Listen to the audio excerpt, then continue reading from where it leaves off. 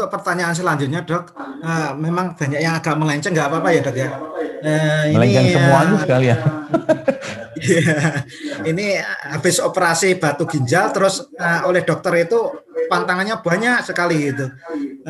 Apakah memang untuk pasien batu ginjal itu memang pantangannya makan dan minumannya banyak sekali, Dok, kayak gitu pertanyaannya. Ini biasanya pertanyaan begini tuh minta dibolehkan makan gitu ya. Sebenarnya kan arahnya kan begitu. Kalau saya jawab gini aja, Pak. Jadi gini, kalau Anda mengerjakan sesuatu ya, Anda mengerjakan sesuatu tuh dengan keterpaksaan, ya dengan apa ya, dengan nggak mau sebenarnya, nggak ada manfaatnya gitu loh.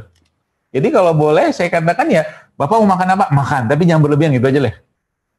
Tapi harus tahu juga, orang batu ginjal itu kan ya salah satunya karena perlemakan, karena asam, itu kan, seperti itu teorinya kan begitu tuh. Ya, coba dibaca. Berarti makanan-makanan yang sifatnya mengarah ke sana coba dikurangi dulu. Perbanyak makanan-makanan yang bisa membuat saluran kemih Anda itu lebih lancar ya, kayak sayur-sayuran, serat gitu loh, seperti itu. Jadi boleh nggak makan nasi goreng pada batu ginjal? Nggak ada yang melarang, nasi goreng halal kok. Masalahnya sekarang kalau makan nasi goreng pagi, siang, malam, ya masalah juga. Bukan kata batu ginjal, batu empedu juga bisa. Itu loh maksud saya. Jadi jangan malah justru terpaksa dan akhirnya jadi beban. Itu jadi masalah baru nanti. Nanti batu ginjalnya hilang, batu pikiran muncul. Jangan ya, ngapain? Makan aja, ya kalau saya bilang makan tapi dalam jumlah yang baik. Misalkan Bapak sukanya makan gorengan, ya udah makan gorengan. Ya berapa banyak? Ya satu hari mungkin satu gorengan bagi 4, pagi, siang, malam gitu kan, tak apa-apa. Misalkan gitu, aman kan? Jadi jangan tersiksa. Jadi tetap makan gorengan, cuman nggak banyak gitu. Ya, memang ada pantangannya. Kalau dibilang pantangan mah ada semua gitu kan. Ya tapi ya tadi kalau saya katakan malah justru terpaksa dan menjadi beban, ngapain juga gitu kan? Ya, kalau bahasa saya itu life is too short to be unhappy.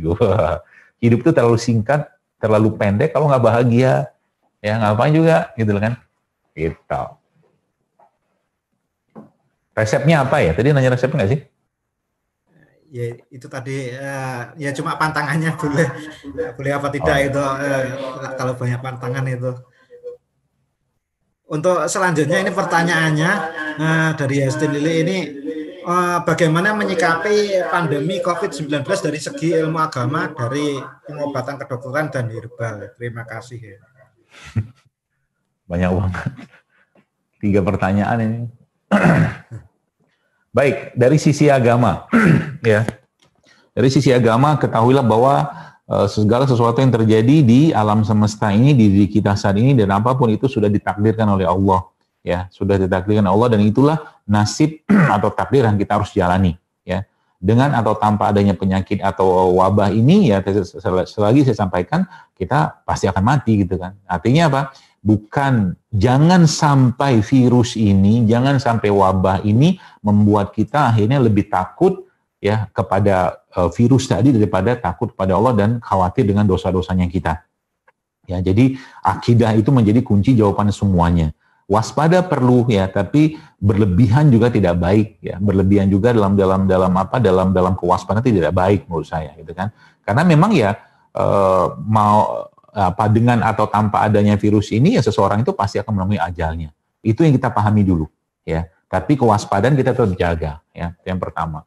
Baik dari ilmu agama, apalagi yang kita harus pahami. Nah, di Islam ya Bapak sekalian memang sudah dikenal, dan Bapak Ibu bisa baca juga bahwa memang pernah terjadi wabah tahun Amwas seperti ini di Palestina, yang saat itu ada sahabat yang bernama Abu Ubaidah al-Jarrah radhiyallahu anhu yang bahkan saat itu beliau pemimpinnya di situ dan akhirnya meninggal di kondisi seperti itu. Jadi akhirnya di situ kita mengambil pelajaran bahwa ternyata meninggal, kalaulah seseorang itu meninggal karena wabah kayak begini bukan aib.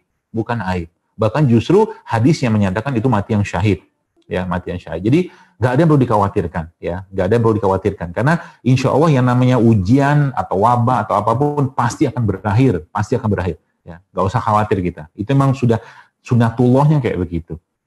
Nah, baik dari sisi kedokteran atau herbal, sebenarnya saya jelaskan kembali tadi bahwa kita harus tahu bahwa kekebalan atau apa ya, Maya, 80% sistem imun kita itu kan letaknya ada pada pencernaan. Maka dalam kondisi kayak sekarang, kuatkan pencernaan, entah itu melalui puasa, entah itu dengan makanan-makanan yang sehat, ya. Kita sudah tahu itu semua, ya. Maka saya katakan sekali lagi ya, dalam kondisi wabah kayak begini ya, ya kurangilah makan karbo, karena karbo itu akan membuat akan menjadi makanan buat virus tadi. Atau maaf yang masih merokok gitu kan, karena rokok itu akan membuat paru-paru itu menjadi wabah, menjadi tempat yang paling disukai oleh virus ini, gitu loh. Jadi itu. Kemudian, jadi kalau kita udah nggak tahu, berarti memperbanyak puasa-puasa sunnah atau memperbanyak yang mungkin di agama lain intermittent fasting atau apapun namanya yang menguatkan sistem imun kita dari dalam. Ya seperti itu. Nah, dari sisi herbal sudah jelaskan tadi ya, sebenarnya produk-produk yang berbasiskan pada probiotik dan kurkuminoid itu solusinya sebenarnya. Ya, karena probiotik ini ya, kalau yang saya baca dalam buku Probiotic Cambion dan beberapa tulisan-tulisan yang itu, memang efeknya bukan cuma meningkatkan imunitas, ya lebih dari sekedar meningkatkan imunitas. Kalau kita baca tentang itu, ya kita paham. Jadi probiotik ya, prebiotiknya, kemudian ada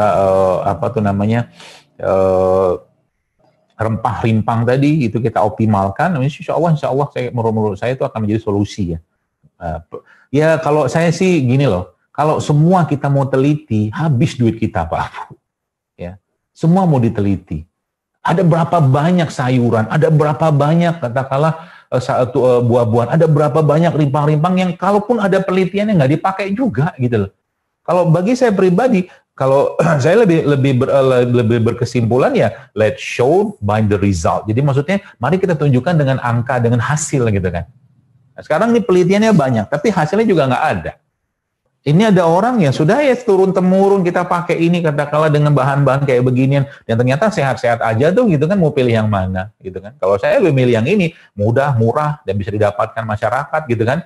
Ya terlepas ada pilihan atau tidak ya, toh bahan-bahan kayak begini nih ya, menurut saya pribadi ya, nggak terlalu menimbulkan efek samping seperti halnya paracetamol gitu kan, yang dalam jangka panjang bisa mengganggu fungsi enzim hati misalnya kayak begitu ya. Jadi jangan terlalu paranoid juga dengan mereka ini, karena memang kita mungkin Anda sebagai farmasi ya, mungkin sempat belajar dulu makronutrien, mikronutrien, kita paham itu, cuma nggak kepake ilmunya gitu loh.